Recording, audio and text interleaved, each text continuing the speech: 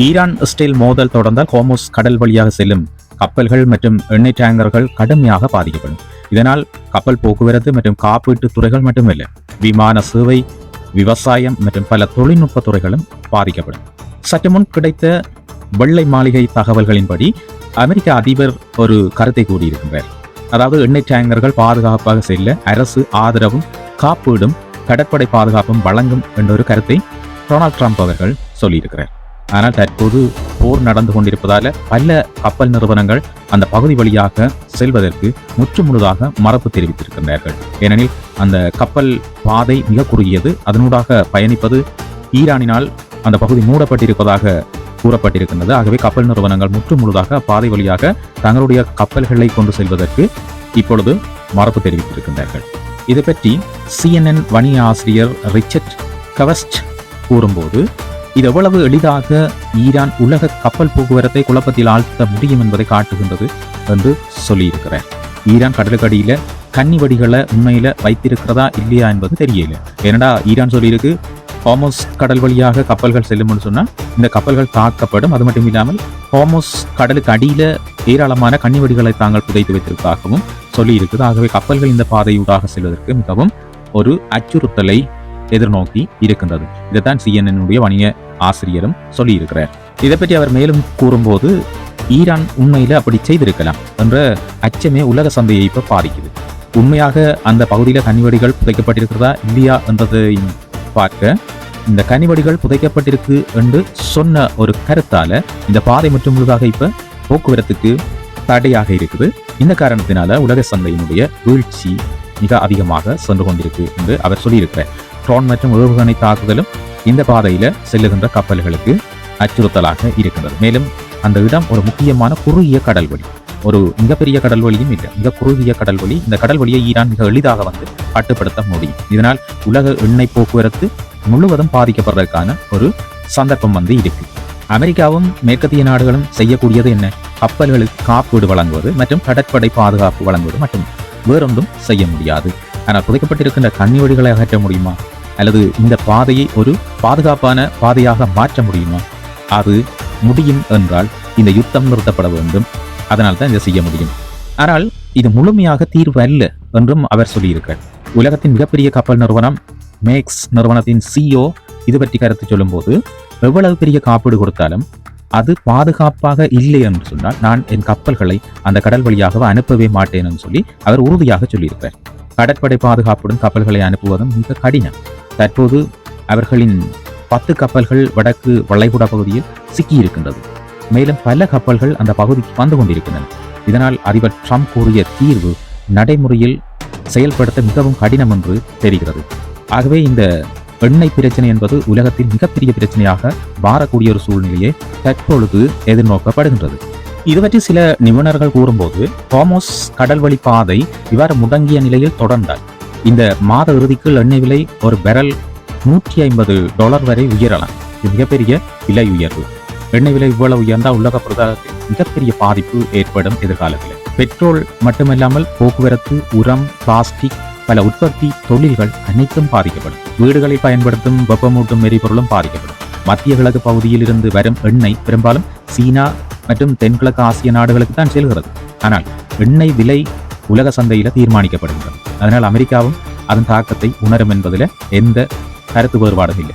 அமெரிக்காவில் மக்கள் ஏற்கனவே எரிபொருள் விலை உயர்வை கவனிக்க தொடங்கினார்கள். இது மேலும் அதிகரிக்கலாம். $150 வரைக்கும் செல்லுமா என்றதும் யாருக்கும் தெரியாது. உறுதியாக சொல்ல முடியாத ஒரு நிலை தான் இப்ப இருந்து கொண்டிருக்கிறது. ஆனால் அது சாத்தியம் என்றுதான் நிபுணர்கள் சொல்கின்றனர். இந்த யுத்தம் தொடர்ந்து நடக்கும் என்றால், இந்த ஹோர்முஸ் கடல்வழி பாதை தொடர்ந்து பிளக்காகி இருக்கும் என்றால், இதனூடாக கப்பல்கள் செல்வதற்கு அச்சுறுத்தல் தொடர்ந்து இருக்கும் என்றால், இந்த எண்ணெய் விலை மிக அதிகமாக உயரும் என்றுதான் நிபுணர்களுடைய கருத்தாக இருக்கின்றது. அமெரிக்கா ஹோர்முஸ் கடல்வழிக்கு அருகில் இருந்த 10 ஈரான் கன்னிவடி புதைக்கும் படகுகளை அழித்து விட்டதாக ட்ரம்ப் தன்னுடைய சமூக ஊடகத்தில் ஒரு கருத்தை வெளியிட்டிருந்தார். ஈரான் அந்த கடற்பாதையை கட்டுப்படுத்த முயற்சிப்பது நாளுக்கு நாள் தீவிரமாகிக் கொண்டே வருது. ஈரானுடைய மிகப்பெரிய பலம் அந்த கப்பல் பாதையை தடுப்பதுதான் என்ற ஒரு எண்ணத்தில் ஈரான் செயற்படுது. கப்பல் பாதையை முற்றுமுழுதாக இப்ப மறைச்சிருக்கு. ஏராளமான கப்பல்கள் இந்த ஹோர்முஸ் கடல்வழிக்கு அப்பால நிறுத்தி வைக்கப்பட்டிருக்கு. கப்பல் நிறுவனங்கள் எந்த கப்பலையும் இந்த பாதை வழியாக கொண்டு செல்வதற்கு ஹார்மஸ் கடல் வழியாகத்தான் கிட்டத்தட்ட உலகத்தினுடைய எண்ணெய் தேவையில 20% எண்ணெய் போக்குவரத்து நடைபெறுது. ஆனால் இப்பொழுது இந்த பாதை முற்றுமுழுதாக மூடி இருப்பதால் மிகப்பாரிய ஒரு அச்சுறுத்தல் நிலை ஏற்பட்டிருக்கு. இதன் காரணமாக எண்ணெய் விலையினுடைய அதிகரிப்பு மிகப்பெரிய பிரச்சனையாக இப்ப இன்றைக்கு உலகத்துல ஒரு பேசு பொருளாக மாறி இருக்கிற விஷயமா இருக்கு. இந்த பிரச்சனை இப்ப மத்திய கிழக்கில மட்டும் இல்லாமல் உலகத்தினுடைய எல்லா நாடுகளுக்கும் பரவி இருக்கு. குறிப்பா அமெரிக்காவிலும் இந்த பிரச்சனை கவனத்தை ஈர்த்திருக்கு. இது எந்த அளவில போய் முடியும் என்றது தெரியாது. தற்போது சுமார் 15 மில்லியன் பேரல் எண்ணெய் வளைகுடா பகுதியில் சிக்கி இருக்கு. இந்த அநேகமான கப்பல்கள் இங்க நிலை கொண்டிருக்கிறதால, போக்குவரத்துல ஈடுபடாமல் தரிச்சு நிற்கிறதால, இந்த கப்பல்கள்ல லோட் பண்ணப்பட்டிருக்கிற எண்ணெய் அப்படியே கடல்ல தரிச்சு நிற்கிறதால மிகப்பெரிய ஆபத்து ஏற்பட்டிருக்கு. இந்த கடல் வழியாக உலகின் 20% எண்ணெய் போக்குவரத்து நடைபெறுது. ஆனால் இப்ப இது அப்படியே ஸ்தம்பித்து போய் நிற்குது. ஈரான் புரட்சிகர காவல்படை என்ன சொல்லியிருக்குன்னு சொன்னா, எந்த கப்பல் வந்தாலும் தாக்கப்படும், எந்த கப்பலும் இந்த பாதையூடாக பயணிக்க கூடாது, பயணிக்கும் கப்பல் சாம்பலாகும், நாங்கள் ஏராளமான கன்னிவடிகளை இந்த பாதையில புதைச்சி வச்சிருக்கிறோம் கடலுக்கடியில என்ற ஒரு எச்சரிக்கையை தொடர்ந்து சொல்லிக் கொண்டிருக்கு. இந்த பயத்துல எந்த கப்பல்களும் அந்த பாதையை இப்ப பயன்படுத்துறதில்லை. இதுதான் இப்ப உலகத்துல எண்ணெய் விலை அதிகரிப்புக்கான முக்கிய பிரச்சனையாக இருக்குது. சில நாட்களுக்கு முன்பு ஈரான் கடலில் கன்னிவடிகளை வைத்திருக்கலாம் என்ற தகவல் மெல்ல மெல்ல கசிய தொடங்கினது. ஆனால் இப்ப ஈரான் பப்ளிக்கா சொல்லியிருக்கு, நாங்கள் இந்த கடல்ல மிக அதிகமான கன்னிவடிகளை தாட்டு வச்சிருக்கோம், கப்பல்கள் வந்தால் கப்பல்கள் சாம்பலாகும், முடிஞ்சால் சென்று பாருங்கள் என்ற மாதிரியான ஒரு கருத்தை சொல்லியிருக்கு. இதே நேரம் அமெரிக்கா சொல்லிக் கொண்டிருக்கு, ஈரான் அதிகமான கப்பல்களை நாங்கள் தகர்த்திட்டோம், இந்த கன்னிவடிகளை புதைக்கின்ற படகுகளை தகர்த்திட்டோம் என்று சொல்லிக் கொண்டு வந்தாலும் இந்த ஹார்முஸ் கடல் வழியை இன்றைக்கும் ஈரான் மிக துல்லியமாக கட்டுப்படுத்தி கொண்டு இருக்கு என்றதான் உண்மையான ஒரு விஷயம். இந்த ஹார்முஸ் கடல் வழியில ஏராளமான கன்னிவடிகளை தாட்டு வச்சிருக்கிறதாக ஈரான் அறிவிச்ச உடனே அமெரிக்க அதிபர் டொனால்ட் ட்ரம்ப் அவர்கள் ஒரு எதிர்கருத்தை தெரிவிச்சிருந்தார். இதுல புதைக்கப்பட்டிருக்கிற கன்னிவடிகள் உடனடியாக அகற்றப்பட வேண்டும் சொல்லி அவர் சொல்லியிருந்தார் ஈரானுக்கு. ஆனால் ஈரான் அந்த கருத்துக்களை காதில் எடுக்குமா? ஏனென்றால் அதுதான் இப்ப ஈரானுக்கு இருக்கிற குறிப்பிச்சிட்டு, அதை பிடிச்சு வச்சிருந்தா தான் ஈரான் இந்த போர்ல வெற்றி அடையும் என்பது அவர்களுக்கு தெரியும் தானே. ஆகவே அது சம்பந்தமா அவர்கள் எந்த கருத்துக்களையும் தெரிவிக்கல. அவர்கள் சொன்ன கருத்து ஏழுமண்டா போய் பாருங்க, நாங்கள் அடிப்போம், அதுக்குள்ள நிறைய கன்னிவடிகளை இன்னும் புதைப்போம், போக முடியாது, எந்த கப்பலும் போக இயலாது, அது போர்க்கப்பல்களாக இருந்தாலும் சரி, அல்லது போக்குவரத்து கப்பல்களாக இருந்தாலும் சரி, அல்லது எண்ணெய் தாங்கி கப்பல்களாக இருந்தாலும் சரி, எதை நாங்கள் தாக்குவோம், சாம்பலாக்குவோம் என்ற ஒரு கருத்தை தெரிவித்து இப்ப உலகத்தை பயத்தில் ஆழ்த்தி இருக்கிறார்கள். அதால அந்த பகுதியில எந்த கப்பல் நிறுவனங்களும் கப்பலை அனுப்புறதில்லை. அது மட்டும் இல்லாமல் கப்பல்களுக்கு காப்பீடு வழங்குகின்ற காப்பீட்டு நிறுவனங்களும் காப்பீடுகளை வழங்குறதுக்கு மறப்பு தெரிவிச்சிருக்கு. ஏன்னா இழப்பீடுகள் நிறைய கொடுக்க வேண்டி வரும் என்ற ஒரு பிரச்சனை இருக்கிறதால அவர்கள் அதை மறத்திருக்கிறார்கள். இப்ப கப்பல் போக்குவரத்து முற்றுமுழுதாக இல்லாமல் போயிட்டு. அதே நேரம் ட்ரம்ப் மேலும் ஒரு கருத்தை தெரிவித்திருந்தார், இந்த கன்னிவடிகள் உடனடியாக அகற்றப்படணும், அப்படி அகற்றப்பட இல்லைன்னு சொன்னா மிக கடுமையான ராணுவ நடவடிக்கை ஈரான் மீது மேற்கொள்ளப்படும் என்று சொல்லியிருந்தார். ஆனால் அந்த நடவடிக்கை இப்பொழுதும் நடந்து கொண்டுதான் இருக்கு. மிக கடுமையான தாக்குதல்கள் ஈரான் மீது தொடர்ந்து நடந்து கொண்டுதான் இருக்குது. டெஹ்ரான்ல பாத்தீங்கன்னு சொன்னா எந்த நேரமும் குண்டுவெடிப்பு சத்தங்கள் நிகழ்ந்து கொண்டே இருக்குது.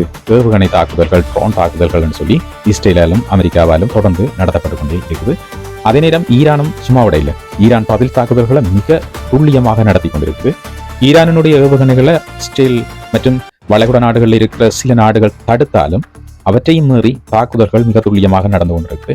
அமெரிக்க இராணுவத்தினுடைய மிக விலை உயர்ந்த ரேடர்கள் மற்றும் வான்காப்பு சாதனங்களுடைய பேட்டரிகள் என்று சொல்லி எல்லாமே தகர்க்கப்பட்டிருக்கு. மிக அதிகமான ஆயுதங்கள், எண்ணெய் கிடங்குகள் என்று சொல்லி அநேகமாக ஈரானுடைய பதில் தாக்குதலால தகர்க்கப்பட்டிருக்குது. இந்த போரின் காரணமாக அமெரிக்காவின் பெட்ரோல் விலை ஏற்கனவே உயர தொடங்கிடுச்சு. அமெரிக்காவில் பெட்ரோல் விலை அதிகரிக்கும் சொன்னா மக்கள் இதை சும்மா பார்த்து கொண்டிருக்க மாட்டார்கள், கட்டாயம் எதிர்ப்பில் ஈடுபடுவார்கள். போர் தொடங்கியதிலிருந்து ஒரு கலன் பெட்ரோலின் விலை சராசரியாக 56 சென்ட் உயர்ந்திருக்குது. ஆனால் வெள்ள மாளிகை இதை பற்றி பெரிய பிரச்சனை அல்ல என்று சொல்லிக்கொண்டே இருக்கிறார்கள். இந்த விலை உயர்வு தற்காலிகமானது என்று அவர்கள் கூறிக்கொண்டிருக்கிறார்கள். இது அப்படியும் குறையும், இந்த யுத்தம் விரைவில் நிறைவடையும் என்ற மாதிரியான கருத்துக்களை தொடர்ந்து சொல்லிக்கொண்டே வருகின்றார்கள். ஆபரேஷன் எபிக் ஃபியூரி என்ற நடவடிக்கை முடிந்ததும் எண்ணெய் விலை குறையும் என்று அவர்கள் நம்புகின்றார்கள். ஆனால் ஆபரேஷன் எபிக் ஃபியூரி எப்போ முடியும், எப்போ இந்த யுத்தம் நிறுத்தப்படும், அது யாருக்கும் தெரியாது. ஈரான் சொல்லியிருக்கு, இந்த யுத்தத்தை நீங்கள் ஆரம்பிச்சிங்க, அதாவது அமெரிக்கா ஆரம்பித்தது, ஆனால் முடித்து வைப்பது நாங்கள் மட்டும்தான், நீங்கள் இனி முடித்து வைக்க முடியாது என்ற மாதிரியான ஒரு கருத்தை தொடர்ந்து சொல்லிக் கொண்டிருக்கின்றார்கள். அமெரிக்காவினுடைய ஜனாதிபதி டொனால்ட் ட்ரம்ப் அவர்கள் அண்மையில் சொல்லியிருந்தார், இந்த போர் மிக விரைவில் முடித்து வைக்கப்படும், இதுக்கான ஒரு தீர்வு காணப்படும் என்று சொல்லியிருந்தார். ஆனால் ஈரான் சொல்லியிருக்கு, இந்த போரை அமெரிக்கா நினைத்தது மாதிரி முடிக்க முடியாது, இந்த போரை அவர்கள் தொடங்கினார்கள், நாங்கள் தான் முடிப்போம், நாங்கள் தான் இதை முடிப்பதற்கான தீர்மானத்தை எடுப்போம் என்ற மாதிரி தொடர்ந்து சொல்லி வருகின்றார்கள். அவ்வப்போது எண்ணெய் விலை போருக்கு முன்பிருந்ததை விட குறையலாம் என்று அவர்கள் கூறுகின்றார்கள். வெள்ளை மாளிகையில் இருந்து CNN செய்தியாளர் ஹெய்ட்லின் ஹாலின்ஸ் இதை பற்றி ஒரு தகவல் சொல்லியிருக்கிறார். எண்ணெய் சந்தையில் ஏற்படும் பெரிய மாற்றங்கள் வெள்ளை மாளிகையில் கவனிக்கப்படுகின்றன என்று அவர் சொன்னார். அமெரிக்க மக்களுக்கு இதை பற்றி கவலை இருக்கின்றது, அவர்கள் கவலைப்படுகின்றார்கள் என்று சொல்லியிருந்தார். ஏனெனில் பெட்ரோல் விலை அதிகரித்துள்ளது. இதே நேரம் ஒரு கருத்து சொல்லப்படுகின்றது. அமெரிக்காவினுடைய கடற்படை ஒரு எண்ணெய் டேங்கரை பாதுகாப்பாக கடத்தி சென்றதாக ஒரு செய்தி வெளியாக இருக்கு. ஆனால் அந்த தகவல் பின்னர் நீக்கப்பட்டது. இதுக்கு பிறகு பாத்தீங்கன்னா வெள்ளை மாளிகை சொல்லியிருந்தது இந்த தகவல் தவறானது. இதுவரை அமெரிக்க கடற்படை எந்த டேங்கரையும் பாதுகாப்பாக அந்த கடல் வழியாக அழைத்து செல்லவில்லை என்ற மாதிரி சொல்லியிருந்தார்கள். நிபுணர்கள் இது பற்றி கருத்து தெரிவிக்கும் போது ஹார்முஸ் கடல் வழி மூடப்படுவது உலக பொருளாதாரத்துக்கு மிகப்பெரிய ஆபத்து என்று சொல்லியிருக்கிறார்கள். ஒவ்வொரு நாளும் சுமார் 18 மில்லியன் பேரல் எண்ணெய் அந்த வழியாகவே செல்கின்றது. இப்பொழுது ஒவ்வொரு நாட்டிலும் எண்ணெய் உயர்வு, பெட்ரோல் விலை உயர்வு, டீசல் விலை உயர்வு இது தொடர்பான பேச்சுக்களே அதிகமாக இடம்பெறுகின்றது.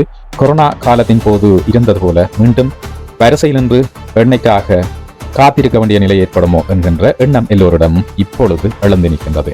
மேலும் 6 மில்லியன் பேரல் எண்ணெய் தற்போது உற்பத்தியில் இருந்து நிறுத்தப்பட்டுள்ளது. இதுவும் மிகப்பெரிய ஒரு பிரச்சனையாக உலகத்தில் மாறப்போகின்றது.